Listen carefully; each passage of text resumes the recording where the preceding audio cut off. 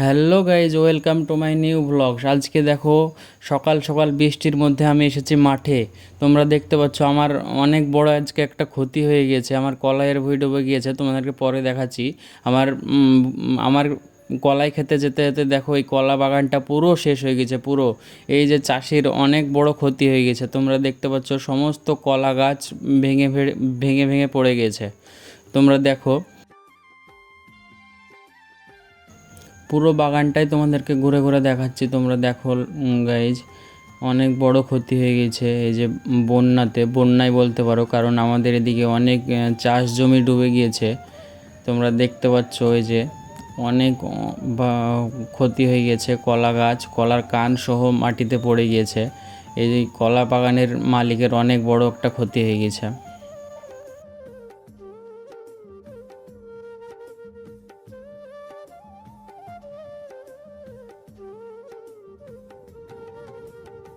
এই যে গাছ দেখতে পাচ্ছ, কলা গাছগুলো পুরো ভেঙে পড়ে গিয়েছে।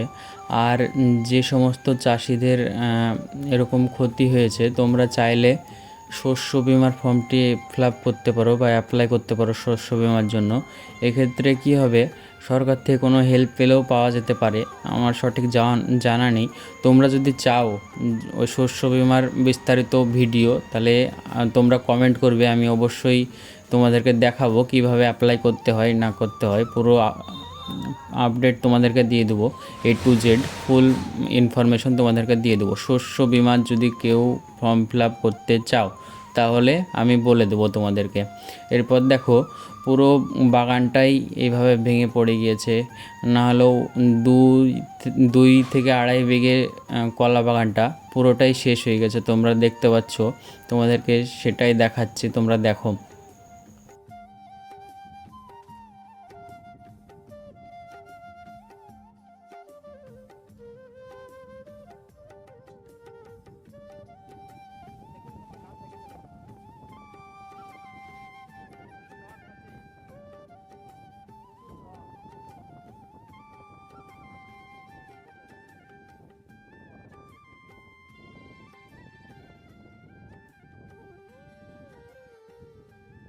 এই যে দেখতে পাচ্ছ কলা বাগানটা কী অবস্থা, অনেক ক্ষতি হয়ে গেছে।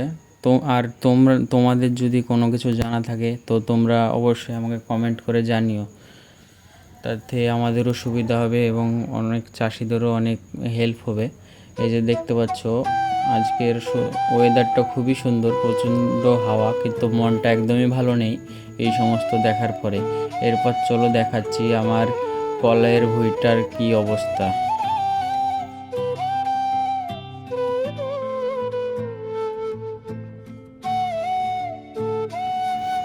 এই যে দেখো আমি এবার কলাই ভুঁয়ে চলে এসেছি এবং আমি মাথায় হাত দিচ্ছি, আমার অনেক বড় ক্ষতি হয়ে গেল গাইজ। এই যে দেখতে পাচ্ছ, তোমাদেরকে আগের ভিডিওতে দেখিয়েছিলাম আমি পাট কাটার পরে কলাই বুনেছিলাম, সেই কলাইয়ের জমিটা পুরো ডুবে গেছে। তোমরা দেখতে পাচ্ছ আমার কলাই চাষটা পুরোপুরি শেষ হয়ে গেল, ক্ষতি হয়ে গেল আমার অনেক বড়। তোমরা দেখো, আমিও শস্য বিমার ফর্মটি ফিল আপ করবো বা অ্যাপ্লাই করব, যদি সরকার থেকে কোনো হেল্প পাওয়া যায় বা সহযোগিতা পাওয়া যায়। সেই জন্য তোমরা যদি চাও তাহলে শস্য বিমার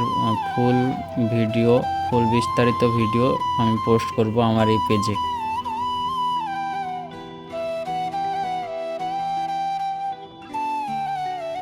আর তোমরা যদি বেঙ্গলি ছাড়া হিন্দি আর ইংলিশে যদি ভিডিও চাইছো তো কমেন্ট করো, হিন্দি এবং ইংলিশ, তাহলে আমি হিন্দি ইংলিশেও বানানোর চেষ্টা করব যতটা জানা আছে আমার।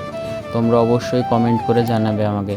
এই যে দেখতে পাচ্ছ পাশে ধান জমিতে বৃষ্টি হলে ধানের পক্ষে খুব ভালো, কিন্তু কলাই যাদের বুনেছে, কলাই ম্যাক্সিমাম এরকমভাবে বন্যায় ডুবে গিয়েছে, অনেক ক্ষতি হয়ে গেছে কলাই চাষিদের, তার সাথে ধান চাষিদের অনেকটা লাভও হয়েছে।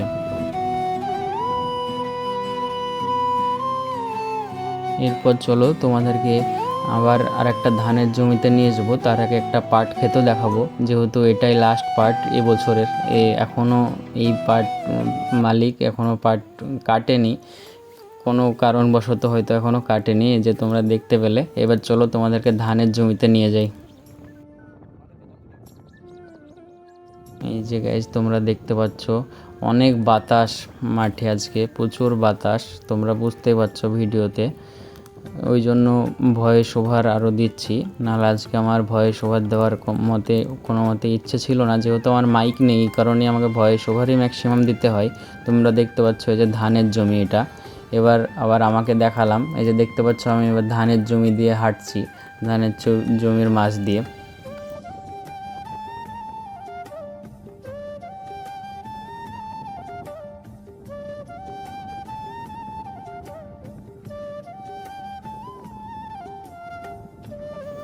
তো গাইজ মাঠে অনেক কাদা এখন, বুঝতেই পারছো, তাই হাতে জুতো আর ছাতা নিয়ে হাঁটছি ধানের জমির মাছ দিয়ে, তোমরা দেখো। আর আজকের ভিডিওটি অবশ্যই তোমরা শেয়ার করবে সকলের সাথে। আর যদি কেউ শস্য বিমার বিষয়ে জানতে চাও তাহলে অবশ্যই কমেন্ট করবে, আমি শস্য বিমা নিয়ে বিস্তারিত ভিডিও একটি আলাদাভাবে পোস্ট করব আমার এই পেজে আর ইউটিউব চ্যানেলে, দু জায়গাতেই। এবার চলো তোমাদেরকে আর একটা কলা বাগানে নিয়ে যাই। বাগানওয়ালা অনেক কিপটে দেখো।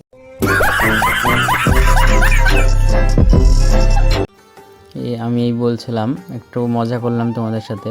এই বাগানওয়ালা সত্যি মজা বলতে গেলে সত্যি একটু কিপটাই আছে, যে সার বিষ অনেক কম দিয়েছে।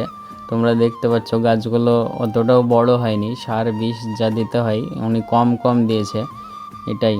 এই যে দেখতে পাচ্ছ এই কলা বাগানের মালিকের কিন্তু অনেক বুদ্ধি বা দিমাগ আছে, দেখতে পাচ্ছ তোমরা, প্রত্যেকটা গাছের সাথে প্রত্যেকটা বেঁধে দিয়েছে। এইভাবে যদি ওই আগের বাগানটাও যদি এইভাবে বেঁধে দিত তাহলে কিন্তু ওই বাগানে অতটা ক্ষতি হতো না। এই যে তোমরা দেখতে পাচ্ছ এখানে কিন্তু একটা গাছও পড়েনি, এই কারণেই তোমাদেরকে আর ওই বাগানটা দেখানো, আর অন্য কোনো উদ্দেশ্য নেই। যাই হোক, ভিডিওতে কোনো ভুল ত্রুটি হয়ে থাকলে ক্ষমা করে দিও, আর লাইক শেয়ার কমেন্ট করে পাশে থাকো, ভিডিওটি অনেক শেয়ার করে দিও। ধন্যবাদ।